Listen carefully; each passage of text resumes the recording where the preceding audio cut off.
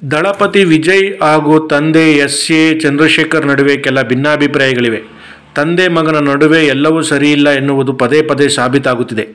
ಈ ಹಿಂದೆ ತಂದೆಯ ವಿರುದ್ಧವೇ ನಟ ವಿಜಯ್ ಕಾನೂನು ಹೋರಾಟಕ್ಕೆ ಮುಂದಾಗಿದ್ದರು. ಒಂದು ಕಾಲದಲ್ಲಿ ಸಿನಿಮಾ ನಿರ್ದೇಶಕರಾಗಿದ್ದ ಎಸ್.ಎ. ಚಂದ್ರಶೇಖರ್ ಇವತ್ತಿನ ಸಿನಿಮಾಗಳ ಬಗ್ಗೆ ಟೀಕೆ ಟಿಪ್ಪಣಿ ಮಾಡುತ್ತಿದ್ದಾರೆ. ಕಳೆದ ವರ್ಷ ದಸರಾ ಸಂಭ್ರಮದಲ್ಲಿ ಬಿಡುಗಡೆಯಾಗಿದ್ದ ದಳಪತಿ ವಿಜಯ್ ನಟನೆಯ ಲಿಯೋ ಸಿನಿಮಾ ಹಿಟ್ಟಾಗಿತ್ತು. ಚಿತ್ರಕ್ಕೆ ಮಿಶ್ರ ಪ್ರತಿಕ್ರಿಯೆ ಸಿಕ್ಕರೂ ಬಾಕ್ಸ್ ಆಫೀಸ್ನಲ್ಲಿ ಧೂಳೆಬ್ಬಿಸಿತ್ತು.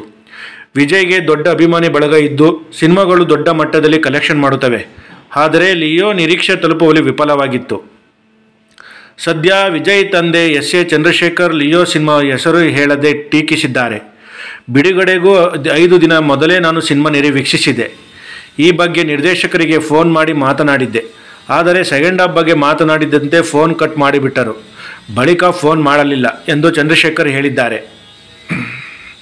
ಇತ್ತೀಚೆಗಷ್ಟೇ ಸಿನಿಮಾ ಕಾರ್ಯಕ್ರಮವೊಂದರಲ್ಲಿ ಭಾಗವಹಿಸಿದ ಚಂದ್ರಶೇಖರ್ ಈಗಿನ ಸಿನಿಮಾ ನಿರ್ದೇಶಕರ ಬಗ್ಗೆ ಮಾತನಾಡುತ್ತಿದ್ದಾರೆ. ಈಗ ಹೀರೋ ಇದ್ದರೆ ಕಥೆಯೇ ಬೇಕಾಗಿಲ್ಲ ಎಂದುಕೊಂಡಿದ್ದಾರೆ. ನಾಯಕನಿಂದಲೇ ಚಿತ್ರ ಹಿಟ್ಟಾಗುತ್ತಿದ್ದರೂ ತಾನೊಬ್ಬ ದೊಡ್ಡ ನಿರ್ದೇಶಕ ಎಂದು ಭಾವನೆ ಮೂಡುತ್ತದೆ. ಇತ್ತೀಚೆಗಷ್ಟೇ ಒಂದು ವಾರದಲ್ಲಿ ಬಿಡುಗಡೆಯಾಗುತ್ತಿರುವ ಸಿನಿಮಾ ನೋಡಿದೆ. ಚಿತ್ರದ ಮೊದಲ ಅರ್ಧ ಇಷ್ಟವಾಯಿತು. ದ್ವಿತೀಯ ಅರ್ಧ ಇಷ್ಟವಾಗಲಿಲ್ಲ. ದ್ವಿತೀಯಾರ್ಧದಲ್ಲಿ ಸ್ವಂತ ತಂದೆ ತನ್ನ ಮಗನನ್ನು ಕೊಲ್ಲುವ ಬಯಸುವ ಕೆಲವು ಮೂಢನಂಬಿಕೆ ದೃಶ್ಯಗಳು ನನಗೆ ಇಷ್ಟವಾಗಲಿಲ್ಲ. ಡೈರೆಕ್ಟರ್ಗೆ ಫೋನ್ ಮಾಡಿ ಫಸ್ಟ್ ಹಾಫ್ ಚೆನ್ನಾಗಿದೆ, ಸಿನಿಮಾ ಮಾಡಿದರೆ ನಿಮ್ಮ ರೀತಿ ಮಾಡಬೇಕು ಎಂದೆ.